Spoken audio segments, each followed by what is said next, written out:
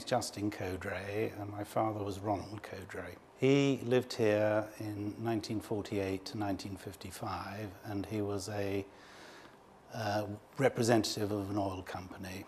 His job was to maintain the oil concessions that there were around the various sheikdoms as they were then, and he went to the Leeward to effectively see whether they could take motor transport there for oil exploration.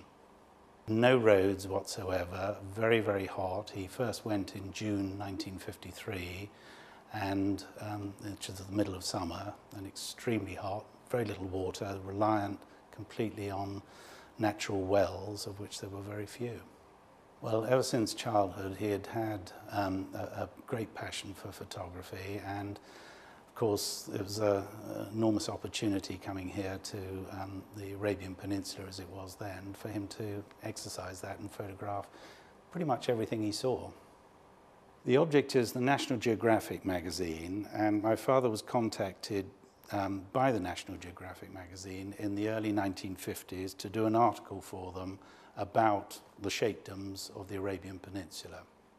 They wanted to use Kodachrome film, which wasn't available here or indeed in Europe, so they used to send the Kodachrome tins from Kodak in New York to him here. He would expose them, return them to New York to be processed, and then they would return back to Dubai, where he was actually living at the time, a round journey of about 9 months.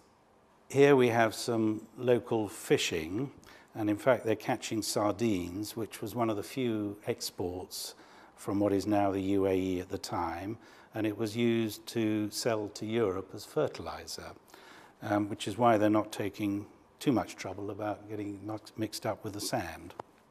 Well, to me, it's the first time that any of my father's photographs were published. And to the UAE, I think it's the first time that any view of the sheikdoms was seen by the outside world, and therefore hugely significant, particularly as things have changed so much in modern times.